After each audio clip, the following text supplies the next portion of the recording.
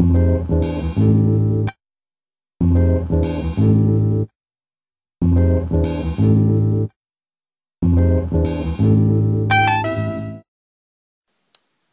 everybody, this is Lindsay Hicks. I'm doing another episode of the Dark Girl Chronicles. Today was a very hard day. It was a very sad day to get through. It was so hard. Um, Today we had a memorial for my colleague that passed away um, like last week, and we had our memorial today for him, and it was so hard to get through that. I'm gonna miss him so much. He was a good man, a really good man. He was smart and funny and charming and just bright and polite and good natured, and he always did the right thing. He didn't do things just because he thought he was going to get something out of it. He did things because it was the right thing to do. Um, I remember when I first started at the newspaper here in Burlington. Um, on my first day, I met him, and this was 2 years ago. But I met him, and he introduced himself, and I introduced myself, and shortly thereafter, he would always say to me, "Miss Lindsay, you sure look nice today." And I would be like, "Well, man, I'm supposed to look nice when I come to work." I'd always be like, "Wow, man, I'm supposed to look nice." And he said, "But you look nice all the time. You dress up for work." And I was like, "Yeah, kind of got to. Need to look like somebody." But he would always compliment me on my fashion sense. So today when I went to the memorial, I wore my finest three-piece suit because I wanted to look nice for Wild Man one more time. Um, but he always had something kind to say, and though he had like the worst temper in the world sometimes, he would always be unfailingly polite to his coworkers and the people around him. And when he went out in the street and he represented our newspaper, and he just was an all around good human being. And I'm so sad that he's gone. I mean, he died. So I'm trying to I'm trying to process it all because he's not coming back. He ain't coming back. I knew early on when his diagnosis, he was first diagnosed, and I said, "He not gonna make it. He's not." And I always have hope. I do. I always have hope. I don't want people to think I'm a negative person or that I don't have hope for what seems like hopeless situations. But I knew the reality of the situation. I knew the reality of it. Um, Having dealt with my mom's cancer now, I knew as soon as I found out what type of cancer he had and how bad it was, I knew that he wasn't going to make it past 6 months. And I kept that information to myself because you don't want to bring other people down. But I knew the reality of it as soon as I was told. And I kept my fingers crossed and I said, he could beat the odds. There's always a chance that he could beat the odds and he could get past this and come back and be strong again. And he felt good. He said he felt good right before he went in the hospital the last time. And then they found it had gotten worse. So there was hope there. And I had hope. And I really, really wished that he could have made it. And he could have survived it. Um, and I'm going to miss him. I really am. Um, he was a good friend. And he always tried to cheer me up, especially when I came in and I got to work, and I felt terrible uh, the past year and a half, almost 2 years. I've been going through a lot of things, and I would try to come into work with a smile on my face and try to be pleasant, but there were some days that I just couldn't do it. I could not be pleasant. I couldn't find a reason to smile, and he gave me a reason to smile most of the time. He'd be nice and try to make me smile, and it worked. So, um, for Mike Wilder, we're gonna miss you, buddy. I love you, man. I do. I miss you already, and you ain't been gone but a week now, and it's surreal that he's gone. So, yeah, today was hard. Today was really hard, and we had the memorial, and I got to see a lot of people I used to work with, because we've had people leave the newspaper in the 2 years that I've been there, 2.5 years. We've had people leave, and they've gone on to other places and done other things, and lots of people came for the memorial, and came to say goodbye, and some folks got up and said a few words, and there was his family got up and spoke, and that was really good. I thought everyone did a really good job of speaking, and being able to hold it together, and say what they had to say, and not lose it too much. I expected everybody to be tore up, really, because this was very sudden. It was very, very sudden. It's only been a month since his initial diagnosis.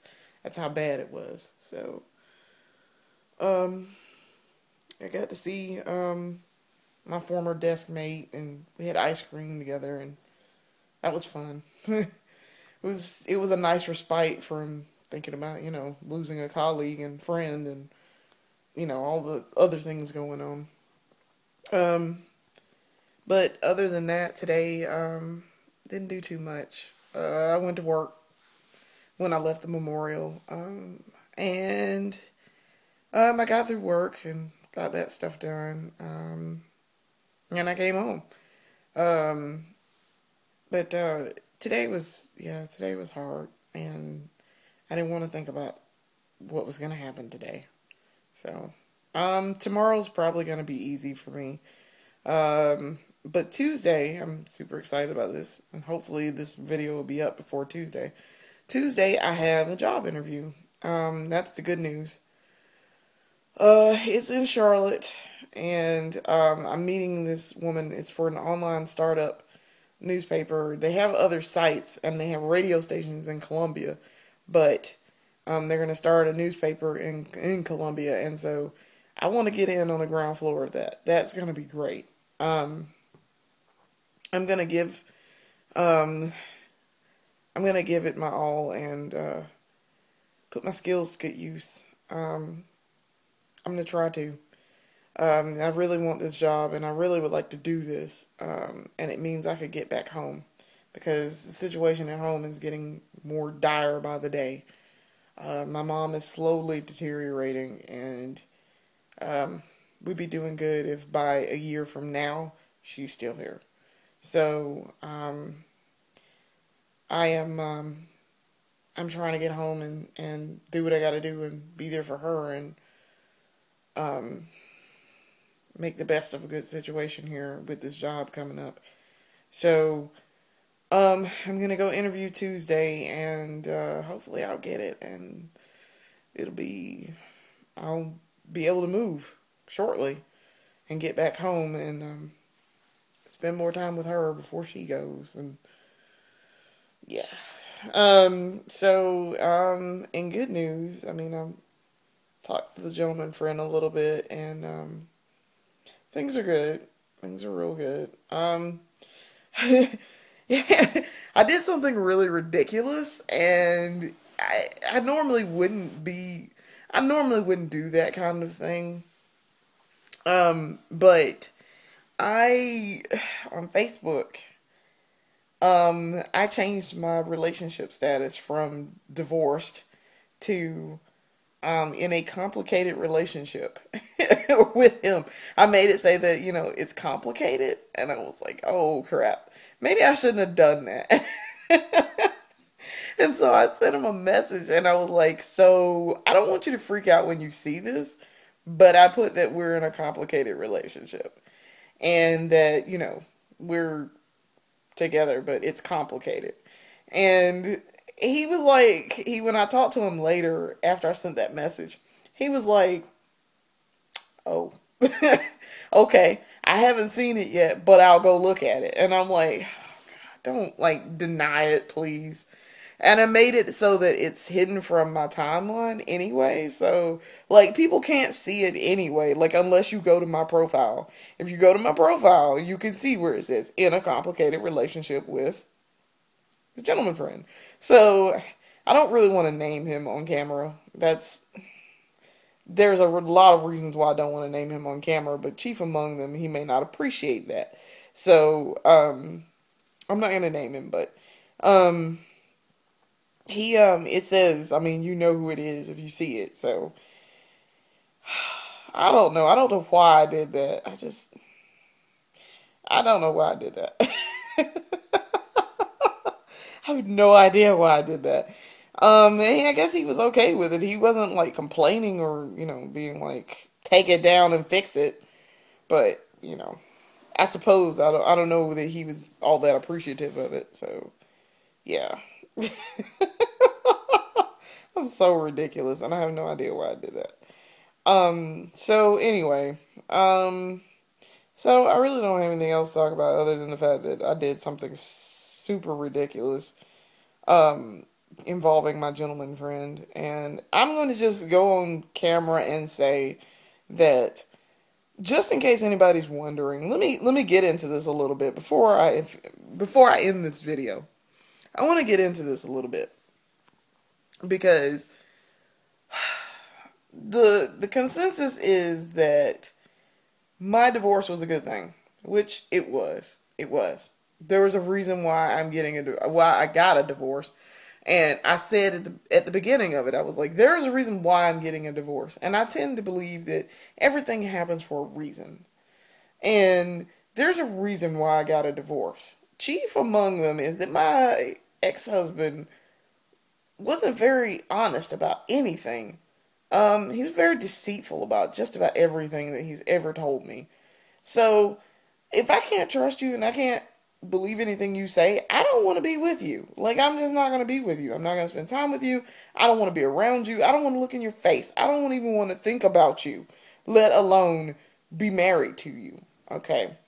So, the fact that I am in a semi-relationship with someone else so soon after my divorce went through, there's a lot of reasons for that, but the main reason for that is because by the time my divorce actually went through, I was already over my husband.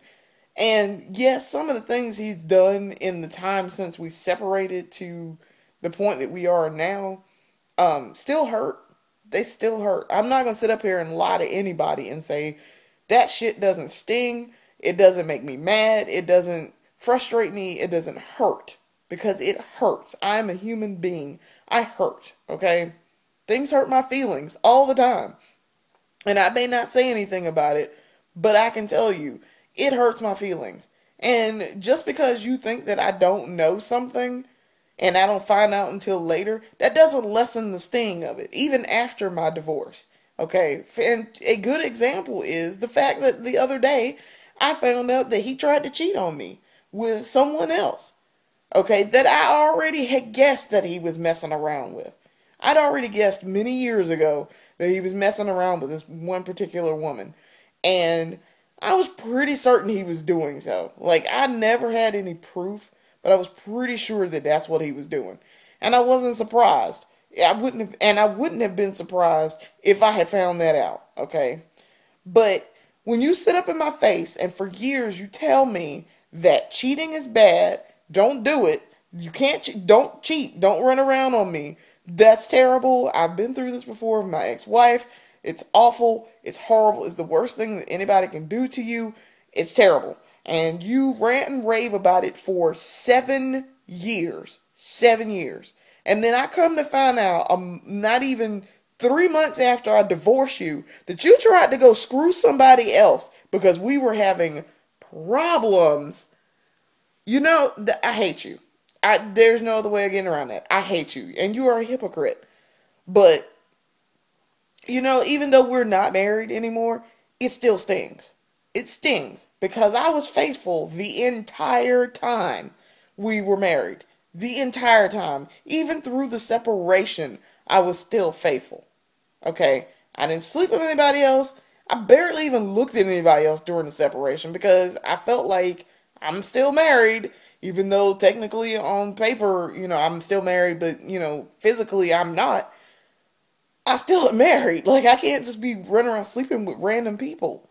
And the gentleman friend and I had talked about things and said that we would wait until after my divorce went through before anything happened.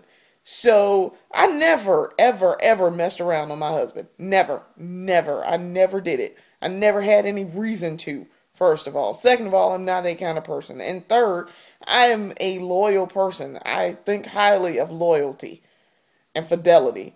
So cheating was never a part of my vocabulary. Like, I may have looked at somebody and thought, he's cute. But I never seriously gave it any thought.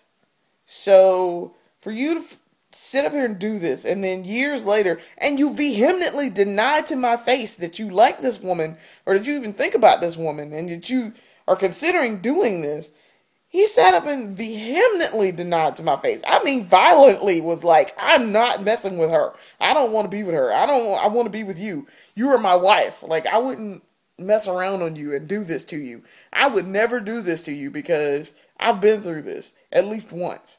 And I'm like, but you went through all this and then you turn around and you tried to sleep with her. And she shut you down. Right. So, who's the hypocrite again? And why are we divorced? That's right, because you can't tell the truth. You stupid fuck. So, I'm done. I'm so done. Like, it hurts. I'm not going to sit up here and tell you it didn't make me mad. It made me extremely mad. It made me extremely mad because I was just like, I had to sit up here and listen to this crap for years. Years. I had to literally sit up here and listen to someone rant about that shit and lie to my face. And yet I'm supposed to take the high road and be the adult here. Right. Okay. So that precipitated me telling the gentleman friend that he asked me, because he once upon a time asked me when all this was going down, when we were separated and, talking about getting a divorce. He was like, do you really want to do this before you get a divorce? Do you not care that, if he knows that we're together or whatever? And I was like, no, I don't care. I don't care if he knows. And I couldn't very well articulate why I didn't care. And then when this happened, when I found this out the other day, I sent him a message. I sent the gentleman friend a message, and I was like, this is the reason why I didn't care. You wanted to know why I didn't care? Here you go. I don't care if he knows. Because, I wasn't the one who tried to cheat on my spouse. Okay?